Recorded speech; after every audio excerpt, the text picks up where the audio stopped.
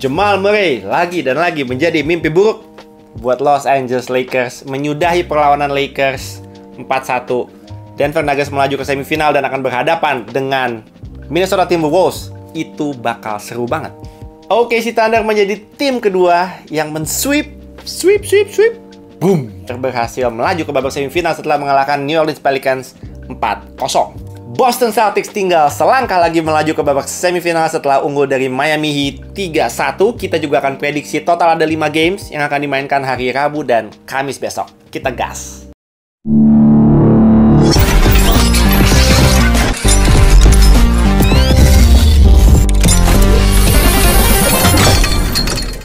Ngobrol NBA episode 125.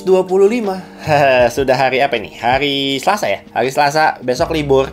Sebelum gue bahas lebih lanjut, gue cuma mau bilang besok gue nggak akan bikin ngobrol NBA. Jadi untuk game prediksi, teman-teman nanti masukin jawabannya untuk total 5 game. Total 5 game. Besok hari Rabu ada 3 game. Hari Kamis ada 2 game. Jadi di episode kali ini kita akan memainkan game prediksi untuk 2 hari. Ingat ya, 2 hari, bukan hanya hari Rabu tapi plus hari Kamis, karena besok libur, saya banyak kegiatan, nggak mungkin bisa bikin ngobrol NBA pokoknya. Oke, teman-teman yang mau ikutan game prediksi silahkan, siapapun bisa join, walaupun sekarang sudah lumayan telat ya, udah lumayan telat, tapi nggak apa-apa, ikutin aja. Oke, terus kita akan melihat game-game yang dimainkan hari ini. Total ada 3 game. Untuk hari ini prediksi gue bener 2 salah 1. Tapi seperti gue bilang kemarin, gue memprediksikan Pelicans karena tujuan saya memang saya mau ngejinx. Kalau saya pilih Pelicans, saya berharap OKC yang menang. Dan ternyata benar, OKC-nya menang. Nuggets tadi betul, Celtics betul. Jadi hari ini 2 kali benar, 1 kali salah demi ngejinx. Bodoh amat sama prediksian, yang penting saya mau ngejinx. Rekornya kemarin 27 kali benar, 9 kali salah buat Menteng Thunder. Setelah ditambah dengan hari ini berarti sekarang rekornya 29 kali benar, 10 kali salah. Aduh, udah double digit lagi salahnya. Lumayan lah, tapi nggak apa-apa. 29 kali benar, 10 kali salah. Berarti itu hampir berapa tuh? Hampir 80% tingkat keberhasilannya ya kali ya. Lumayan banget. Oke, kita bahas ya. Kita bahas ada 3 game hari ini yang dimainkan hari Selasa, diawali dengan game antara Boston Celtics dan juga Miami Heat yang dimenangkan oleh Boston Celtics dengan skor 102-88. Di game hari ini si botak jago banget, si Derek White jago banget. Asli Derek White itu di kuarter pertama tadi kalau nggak salah udah 16 poin. Dia udah 16 poin ya. Bentar-bentar nembak 3 poin plus. Asli. That leader that that's something that's been a process here. White is cooking after this first time out. Derek. Gue happy ketika ngelihat Celtics main gitu ya, dengan sistemnya Joe Mazzulla. I don't know if they got any system or not. Tapi yang gue lihat adalah karena pemain-pemain yang mereka punya ini sangat-sangat versatile.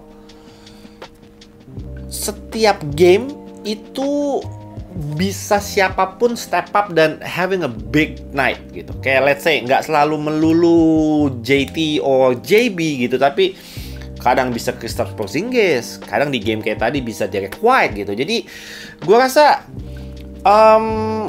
style main mereka dan mungkin sistem yang diterapkan itu benar-benar bisa enable pemain-pemain di luar star player mereka ya itu untuk bisa having a big night like this. Dan itu kelihatan di game tadi. Nggak cuma nembak-nembak 3 point doang kok. Asli mereka attack ke dalamnya juga gila, men. Tadi ada berapa dunks itu. Derek White juga ngedangnya berapa kali tadi dia? 2 kali. JB, JT. Agresif. Celtics mainnya agresif banget. Gue tahu banget Miami Heat udah semaksimal mungkin deh. Mainnya udah semaksimal mungkin, bisa lebih bagus lagi, tapi dengan roster yang ada tanpa Himi, tanpa Terry Rozier, menurut gue untuk melawan tim seversatile Celtics ini, menurut gue lu tetap harus appreciate Miami Heat gitu.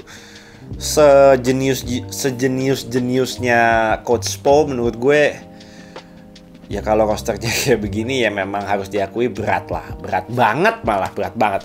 Tapi tetap kasih apresiasi buat pemain-pemain Miami Heat yang udah paling tidak berusaha semaksimal mungkin untuk bisa melawan, kasih perlawanan. Nggak segampang itu kok Celtics menang ya. Walaupun kelihatannya bedanya double digit, tapi Miami Heat menurut gue ngelawan kok. Memang secara kualitas memang lebih bagus aja. Oke, kita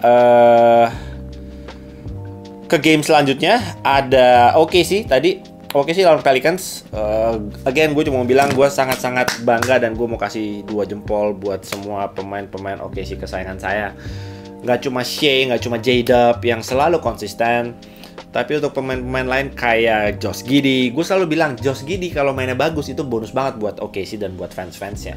Dan Josh Giddey hari ini di game ini mainnya bagus. Kalau Josh Giddey 3 poinnya masuk terus gitu ya, itu bener-bener bonus banget buat fans-fansnya OKC dan buat OKC gitu. Itu bonus banget.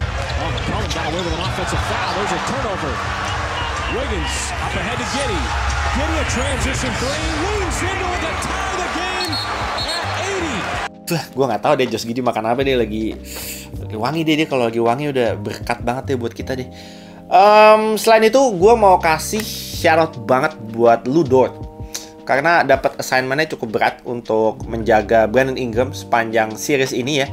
Dan Brandon Ingram trennya makin game, boom. Puncaknya di game tadi, menurut gue dia jelek sekali mainnya Brandon Ingram karena dijaga semalaman sama Lu Dort. Folks, a lot of celebration going on here with Nick Allen.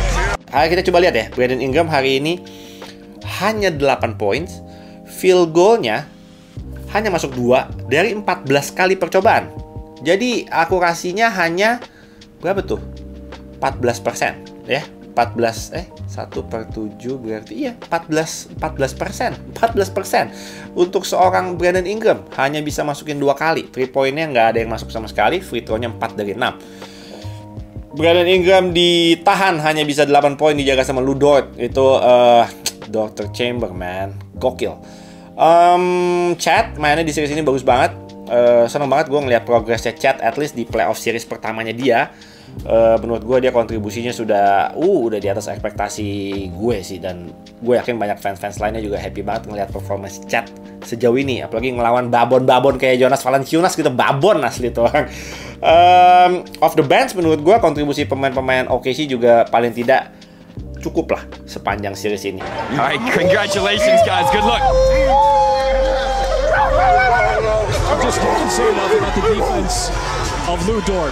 Well, next di semifinal akan menunggu siapa pemenang dari Mavs dan juga Clippers yang masih seru sampai sekarang karena masih 2-2 ya kedudukannya. Kalau tadi Celtics lawan Miami Heat juga kedudukannya 3-1, masih butuh 1 game lagi nanti mainnya di kandang Celtics. Oke, terus game terakhir. Game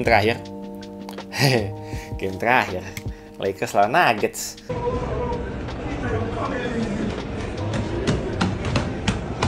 Gimana nih Lakers nih? Aduh. Lagi-lagi kena sama Jamal Murray.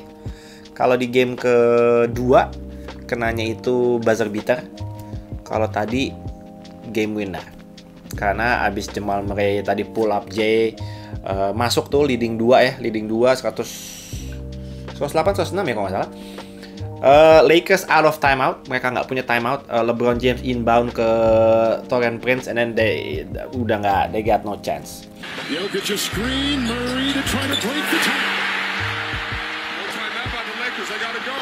James, a bump, a feed, a Prince shot, no!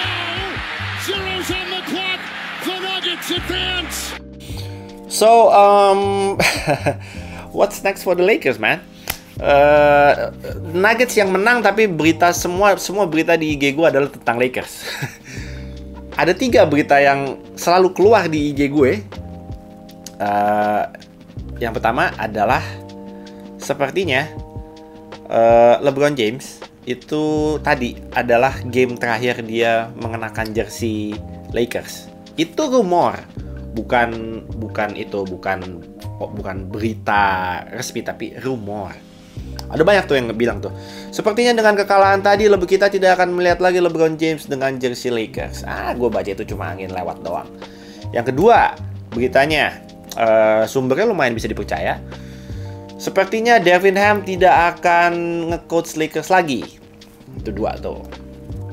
3. Ini sumbernya lebih bisa dipercaya lagi. 3. Lakers membuka kemungkinan, intinya Lakers terbuka untuk membuat LeBron happy dengan ngedraft Bronny James di NBA draft tahun ini.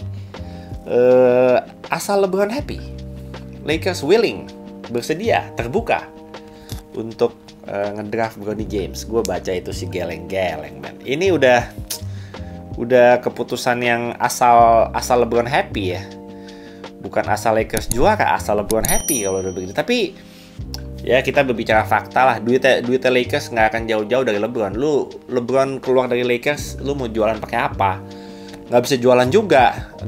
Merchandise. Pokoknya ini benar-benar apa ya? Ya benar-benar business decision lah kalau misalnya sampai nanti Lakers tiba-tiba ngedraft Bronny James gitu ya, demi bapak senang. Ya kita nggak tahu, itu cuma rumor. Nah intinya 3 berita itu tuh 3 berita itu tadi di IG benar-benar nutupin semua euforia kemenangannya Nuggets. Tapi tadi gue udah kasih appreciation post juga di IG buat MPJ yang menurut gue di game ini menjadi series changer, menjadi X Factor sekaligus series changer. Gue senang sekali dengan evolusi dan bagaimana permainan Michael Porter Jr. yang semakin matang di series ini dan di season ini menurut gue secara keseluruhan. Dimana dulu dia benar-benar hanya jadi catch and shoot 3-pointer aja, benar-benar dia hunting for his shots, dapat bola langsung jump shot, 3-pointnya kan jump shot gitu. Tembak. Kalau kali ini enggak, dia mau he's a willing passer, dia mau passing. Ketika dia lihat ada mismatch, dia enggak settle nembak, tapi dia attack ke dalam, ngedrive ke dalam. Dia lebih bisa baca situasi aja menurut gue di nggak cuma di series ini tapi di musim ini. Dan ya itu berkat lah buat Denver Nuggets. Mereka percaya sama MPJ di saat tim-tim lain nggak percaya ketika dia di draft, karena dia memang injury prone, ada punya history injury yang lumayan serius. Akhirnya draft stocknya turun banget, drop sampai urutan berapa MPJ? 13, 14 gue lupa. Dan Nuggets percaya sama MPJ. Kalau dia nggak cedera juga mungkin dia bisa di draft di urutan top 5 lah ya, top 3, top 5. Tapi dia bisa drop dan akhirnya berkatnya jatuh ke Nuggets yang kita tahu setiap tahun itu kalau ngedraft itu punya insting dan punya scouting yang bagus lah. Keren banget Nuggets. Selesai penderitaannya fans Lakers. Sudah bisa lepas dari bayang-bayang Nuggets, tapi ya kalah, dalam posisi kalah. Tapi ya udahlah, mau gimana lagi, kita ya, gue bukan sebagai fans Lakers, tapi fans Lakers juga pasti udah bisa memanage ekspektasi mereka. Walaupun kalau dibilang Lakers kalah kualitas, jelas iya, tapi mereka bisa ngelawan kok. Tapi nggak stabil mainnya sampai selesainya tuh nggak stabil. Tapi kita bisa melihat bahwa Lakers itu bisa kok ngelawan Denver. Cuma ya memang at the end of the day, Denver is a better team. Denver has a better coach. They have a better system. Mereka punya Nikola Jokic, mereka punya MPJ, mereka punya KCP, mereka punya Jamal Murray, mereka punya Aaron Gordon. Off the bench adalah pemain-pemain yang bisa kontribusi sedikit-sedikit. Peyton Watson, Christian Brown, Reggie Jackson, adalah kontribusinya. Dan gue rasa kontribusi dari pemain-pemain selain Jokic dan juga Jamal Murray, menurut gue the whole starting five itu kontribusinya lebih baik dibanding dengan pemain-pemain Lakers selain LeBron dan juga AD. Gue ngeliat LeBron main di umur 39 tadi, gue tetap gue nggak terlalu pusing dengan hasilnya. Gue nonton, gue pengen menikmati permainannya aja. Tapi every time LeBron berusaha punya tekad buat nyusul Nuggets, itu gue ada beberapa kali tadi gue sampai yang gue spontan aja gue tepuk tangan gitu, saking gue gila men ngebayangin orang ini 39 tahun masih bisa power move ke dalam, nembak 3 pointnya juga kadang suka ajaib gitu kalau lagi wangi ya. LeBron tuh. Edi tadi di bumping, nggak dibumping sih, dia tiba-tiba nyamperin MPJ gitu, cuma mental sendiri, sakit itu shouldernya. Langsung kayak apa, tegang gitu ototnya. Tapi ya udahlah, gue nggak mau terlalu membahas game tadi ya. Overall menurut gue Denver is a better team. They have a better coach. Jadi sudah layak dan sepantasnya menurut gue mereka bisa melaju ke series berikutnya melawan Minnesota Timberwolves. Ini bakal seru banget. Wah gila, gue nggak sabar banget menantikan series antara Minnesota Timberwolves melawan Denver Nuggets. Ini bakal seru banget. Gue percaya Minnesota Timberwolves bakal ngasih perlawanan buat Denver Nuggets.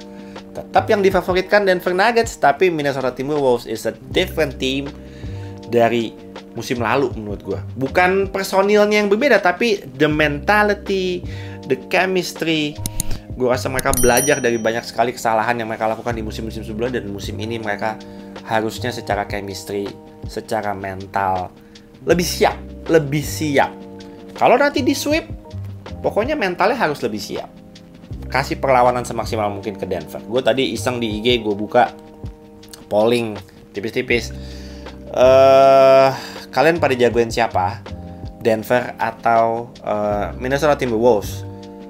Yang respon ada berapa tadi? Ya mungkin cukup banyak lah. Ribuan kali yang responnya, ribuan orang. Tapi ternyata hasilnya cukup mencengangkan karena lebih banyak yang cukup pede Minnesota Timberwolves bisa memberikan perlawanan dan membawa series ini panjang. At least kita mau sampai game 7. Gue sih mau sampai game 7, man. Asli gue pengen banget sampai game 7. Dan banyak juga yang prediksi Minnesota Timberwolves bisa menang, walaupun yang prediksi Denver lolos lebih banyak, tapi yang perbedaannya dengan yang memilih T-Wolves itu cukup tipis. So hopefully ini menjadi salah satu series yang kita nantikan semua, karena gue melihat matchup-nya tuh asik banget ya. Mike Conley, Jamal Murray, KCP, Ant-Man, MPJ, Jaden McDaniels, Aaron Gordon, Cat, Nikola Jokic, Rudy Gobert. Off the bench, of course, kita tahu ada Peyton Watson, ada Reggie Jackson, ada Christian Brown, ada Justin Holiday. Kalau dari Minnesota Timberwolves ada Nikhil, ada Nas Reed, ada Nas dan lain-lain. Menurut gue ini bakal seru banget sih. Nggak tahu, gue udah kebayang betapa serunya series ini. Mudah-mudahan nggak terlalu cepat selesainya, at least 6 game lah. Siapapun yang menang gue nggak terlalu pusing sebenarnya. Gue mau enjoy series ini selama mungkin dan sepanjang mungkin. Mudah-mudahan panjang. Oke, begitu aja ya pembahasan game hari ini. Kita akan langsung prediksi 2 hari. Ini 2 hari guys, 2 hari. Ingat ya, 2 hari, prediksinya 2 hari. Besok nggak akan ada ngobrol NBA. Oke, kita mulai dari 3 games di hari apa nih? Rabu ya, besok ada 3 game. Dimulai dengan 76ers lawan New York Knicks. 76ers lawan New York Knicks 3-1. Kalau Knicks besok menang sih kelar udah. Jadi oke, main di MSG, I pick the Knicks. Besok gue di game kelima, gue akan memilih Knicks untuk bisa menyelesaikan series ini 4-1. Yang kedua ada Magic lawan Cavs. Cavs di 2 game terakhir ketika main di kandang Magic, mereka mainnya jelek banget. Gue rasa mereka gak akan mengulangi hal yang sama ketika besok kembali ke home floor mereka. Jadi untuk game kelima besok, kedudukan sementara sekarang 2-2. Untuk game kelima besok, gue akan lebih memfavoritkan tim tuan rumah. Jadi gue akan memilih Cavs. Gas. Pacers lawan Bucks. Bermain kembali ke kandang Bucks, tapi Bucks masih sepertinya Giannis nggak bisa main. Dame juga statusnya masih doubtful. Kalau doubtful tuh lebih kemungkinannya nggak main daripada main. Jadi gue expect gue expect Milwaukee Bucks masih tidak akan diperkuat sama dua pemain bintang mereka, Giannis dan juga Dame. Jadi apakah Brook Lopez, Bobby Portis, Chris Middleton dan lain-lain bisa melawan Pacers? Aduh, berat cuy. Gak berani gue pasang Bucks mah. Gak berani. Kecuali mentalnya Pacers di game besok untuk close the series mental tempe sih. Mungkin juga itu terjadi, mereka jadi grogi mainnya. Mungkin juga karena unggul 3-1 ya, mungkin sih. Tapi gue tetap pilih Pacers. So di 3 game besok, Sixers lawan Knicks, gue pilih Knicks. Magic lawan Cavs, gue pilih Cavs. Pacers lawan Bucks, gue pilih Pacers. Let's go. Kita melaju ke hari Kamis. Kamis itu cuma 2 game tuh, game pertama Heat lawan Celtics. Gue doain Porzingis nggak kenapa-napa ya, karena tadi kayaknya something wrong with his ankle ya. Mudah-mudahan nggak serius. Heat lawan Celtics, gue percaya Celtics bisa close the series in 5 games dan menang di TD Garden di game ke-5 hari Kamis. Jadi untuk Heat lawan Celtics di hari Kamis, gue akan memilih Boston Celtics. Nah ini yang ajaib nih. Ini series yang susah nih, gila men, susah men. Mavs lawan Clippers. Kalau dari fur-furannya ini Mavs ngefur 2,5 doang. Padahal mainnya di kanan Clippers, tapi Mavs ngefur 2,5. Mavs Clippers, kemarin Clippers berhasil nyolong 1. Now back to LA for game 5. Ini game yang sangat-sangat penting buat kedua tim.